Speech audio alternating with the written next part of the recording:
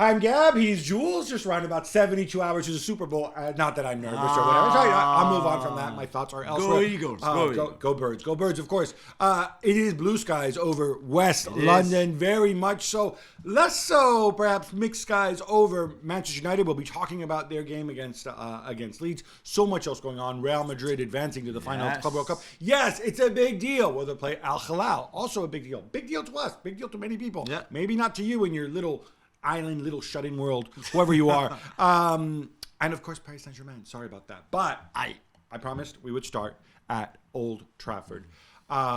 United going into this game with obviously a number of guys out. McTominay's out, Eriksen's out, Casemiro suspended, Antony out. However, what really struck me about this game was everything goes so smoothly for Leeds at the beginning. Within a minute, the pride of Baveno on the shores of Lake Maggiore, Willy Gnonto puts them in the lead. Great goal as well, yeah. And then they get a second goal early in the second half. Everything is smiling. And Leeds are supposed to be in turmoil. Jesse Marsch is gone. They have this dude on the bench. I'm blanking on his name. I'm sorry, but he's the former England futsal coach. Yeah. With all due respect, nothing wrong with that. But he's obviously as interim as you get. Chris Armas is there as well, to be fair. Like, as in, you know.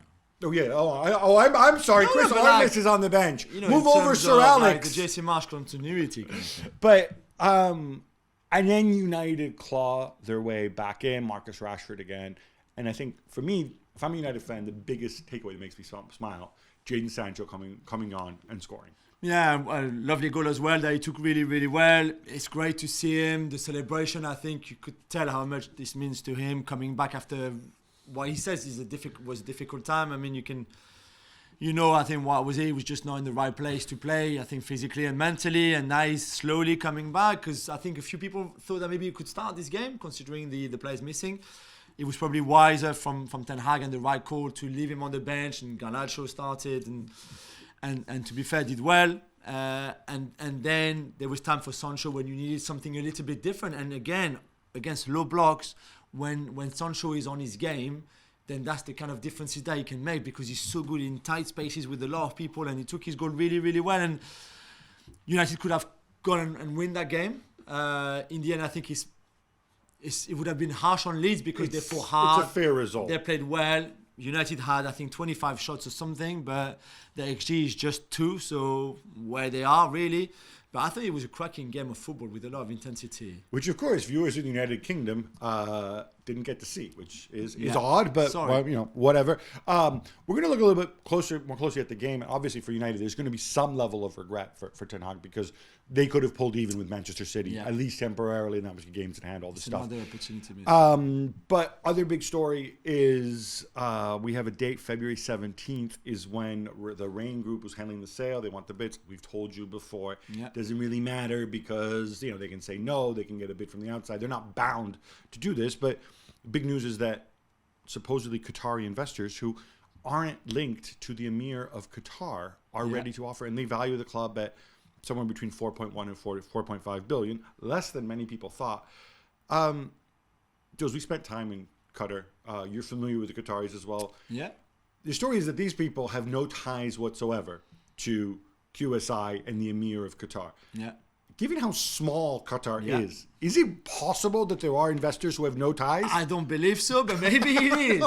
Right now, even if it's a rich country for the Qatari, for the nationality of the Qatari who have the nationality who live there, I really believe it's impossible to put a 4.5 billion bid for Manchester United without the royal family, the Emir, and the money that is in the fund really of the royal family involved. But maybe it is. I don't know. Maybe I'm cynical. But we're going to talk about the implications of this and some of the other runners and riders potentially in a minute. Also, from the Leeds perspective, going back to Jesse Marsch being sacked, and we're going to delve into that more. First thing though, off the top that strikes me is if you sack somebody, surely you've made plans to replace him. And yet, again, we see this.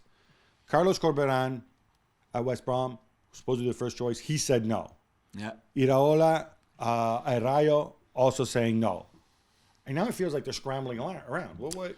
I know, but I think you've got a short list when you get rid of a manager, like when you lose a player and you want to replace him, but then you're not guaranteed that those guys are going to say yes. I think ideally you would have a plan in place. But in the real world, you talk to them beforehand. I know, but it's also difficult, I think, to do that. Maybe they were just to be completely thinking, yeah, of course they're going to agree to come to Leeds, Premier League club, blah blah blah. It wasn't. Yeah. Was it the right timing to sack Jesse Marsch when there's an international break coming? Not in March. Yeah, in March. Maybe. But lots to get stuck into, and we're going to do just that on the Gab and Juls podcast. Thanks so much for watching ESPN on YouTube. And for more sports highlights and analysis, be sure to download the ESPN app. And for premium content and live streaming, subscribe to ESPN Plus.